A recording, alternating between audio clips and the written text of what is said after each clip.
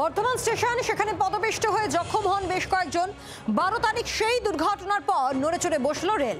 বর্ধমান স্টেশনে নতুন নিয়ম কার্যকর। ট্রেনের জন্য নির্ধারিত আলাদা প্ল্যাটফর্ম ঠিক করা হয়েছে। 3 নম্বর প্ল্যাটফর্ম থেকে ছাড়বে বর্ধমান হাওড়া মেন লোকাল, 4 নম্বর প্ল্যাটফর্ম থেকে ছাড়বে বর্ধমান হাওড়া কড লাইন, 6 ও 7 নম্বর প্ল্যাটফর্ম থেকে ছাড়বে বর্ধমান আসানসোল রুটের লোকাল ট্রেন, 6 ও 7 নম্বর প্ল্যাটফর্ম থেকে বর্ধমান রামপুরহাট রুটে ট্রেন ছাড়বে, 8 নম্বর প্ল্যাটফর্ম থেকে ছাড়বে বর্ধমান কাটোয়া লোকাল।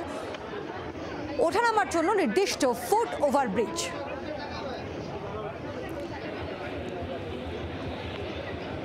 বর্ধমান স্টেশনে পদপিষ্ট হয়ে জখম হন বেশ কয়েকজন। কয়েকদিন আগেই দুর্ঘটনা, আপনাদের মনে থাকবে 12 তারিখ, এবং তারপরেই নড়ে চড়ে বসল রেল।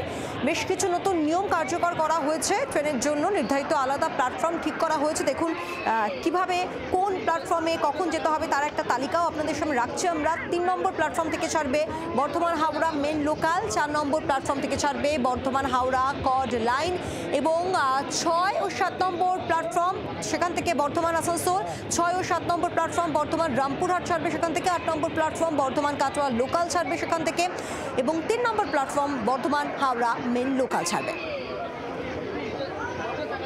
হাওড়া ট্রেন 15 মিনিট আগে ঢুকেছে, ওইখানে সিঁড়িটা বন্ধ, ওখান দিয়ে লোক নামছে, 4টে লোক 5টা লোক নামছে, কয়েক হাজার লোককে এই পুরনো ছোট সিঁড়িটা দিয়ে নামা ওঠা করা। কত লোক নামলো আপনারা দাঁড়িয়ে দেখতে পাচ্ছেন এখান থেকে।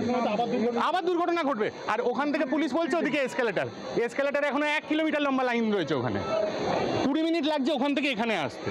দরকার নেই তো এত রেস্ট্রিকশন করার। যত আপনারা রেস্ট্রিকশন, এরা যত রেস্ট্রিকশন করবে তত আরো প্রবলেমগুলো বাড়ছে। যখনই দুর্ঘটনা হয় তখনই পুলিশ অ্যাক্টিভ হয়, তার আগে কোনোদিন অ্যাক্টিভ হয় না। নিয়ম নতুন নতুন নিয়ম, পরীক্ষা নিরীক্ষা চলছে, এখন ফিক্স করেছে, এটা কদিন থাকবে জানি না। বাংলার আওয়াজ, বাঙালির আবেগ, জি 24 ঘন্টা।